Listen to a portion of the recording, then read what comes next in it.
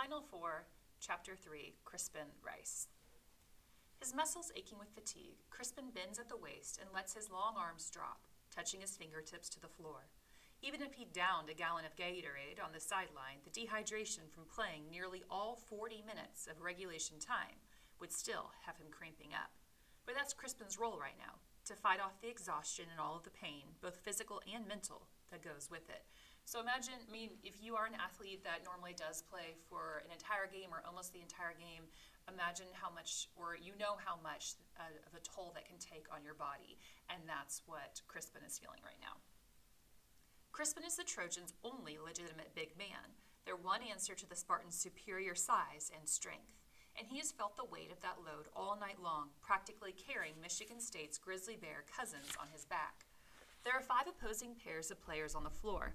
4 of them have taken up positions around the circumference of the circle at the center court, with Crispin and Grizzly in the middle of them all, preparing for the jump ball to begin overtime.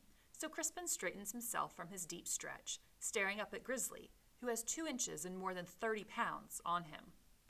"Hey, don't forget how we started out this game," announces Grizzly to his teammates in green, "with a little something sweet for our girl."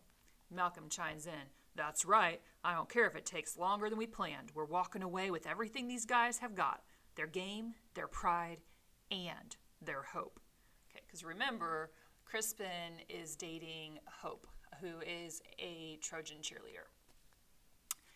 Then Grizzly, Malcolm, and Baby Bear each blow a kiss in the direction of Hope Daniels. It's exactly how the trio of Spartans began the game. That's when Crispin's blood begins to boil. "After we win, you losers can kiss my," says Crispin, whose face turns as red as his jersey. "You guys don't know where the line is." "This is war. There is no line," snaps Malcolm. "We're playing for keeps." "There's low class and there's no class," says Rocco from his position next to Malcolm. "I haven't made up my mind which one you Spartans are." "Definitely no class, especially Mr. One and Done over there," says Aaron Boyce, jutting his chin towards Malcolm. "I hear he can't find any class on the court or in his school." The ref blows his whistle, putting an end to all of the talk. Then he tosses the ball up between both centers, higher than either one can reach. Though Crispin can't out-jump Grizzly, that sudden jolt of anger has his adrenaline really pumping. He times his leap for the ball perfectly, tapping it over to Rocco. The Trojans advance the basketball from left to right. Aaron gets open along the baseline for a jumper, and Rocco instantly zips him a pass. Crispin is battling hard for a position beneath the basket. Arms are flailing all around him, and the back of his hand scrapes across Grizzly's sharp stubble.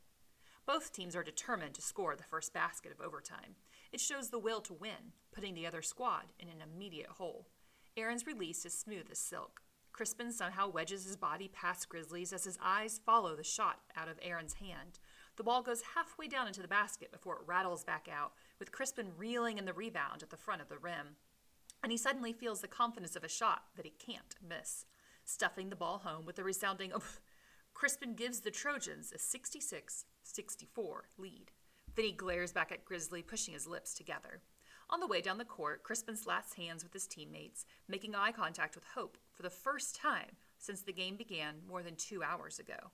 It's a passing glance which neither seems comfortable. From that morning's national newspaper, Hope of Troy has Trojans streaking. Move over, Helen of Troy. The face that supposedly launched 1,000 ships during the Trojan War has some spirited modern-day competition in Troy University cheerleader Hope Daniels, a.k.a. Hope of Troy. So again, they're playing off this Greek mythology reference of Helen of Troy, who is supposed to be the most beautiful woman in the world and essentially like the cause of the Trojan War. And so here they're having a playoff with those words because she is Hope and she goes to Troy University. Back in early February, Hope was busy cheering her heart out for the home team, the Troy University Trojans, who trailed by 2 points in the final few seconds. Hope's beau, senior center Crispin Rice, blew her a kiss as he stepped onto the court. An instant later, Rice hit a 40-foot desperation 3-point basket at the buzzer to give Troy a dramatic victory. Instead of celebrating with his teammates, Rice raced towards the sidelines. He got down on one knee and proposed to Hope. She accepted. The replay of the game-winning basket/marriage proposal was seen on practically every sports highlight show in the country and has so far recorded more than 1 million hits on YouTube. "It was a magical moment for me and Crispin," said Hope, a senior majoring in business management. This irresistible force just swept us up. It's been an incredible ride, and we've gotten to share it with so many people. Since Hope accepted Crispin's proposal, Troy hasn't lost a single basketball game.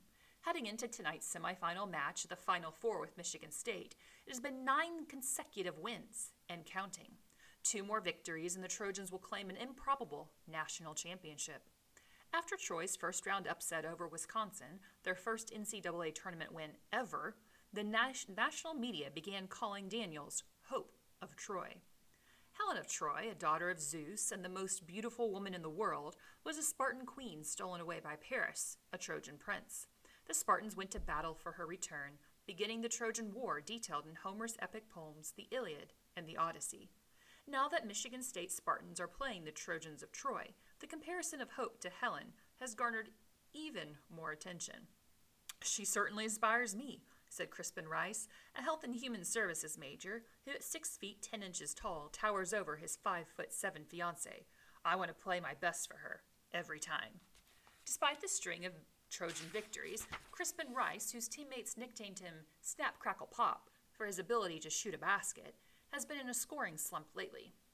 "I guess there's been a little bit of pressure on me thinking about the engagement and all that," said Rice, "but I'm confident I'll get my touch back." Of course, Crispin Rice is optimistic. He has hope on his side. The pair will set a wedding date sometime after the NCAA tournament. This is just a little backstory again, a refresher course for the Trojan War, the mythological Trojan War that took place between Sparta and Troy, and then that play on words calling Hope, right, the Hope of Troy.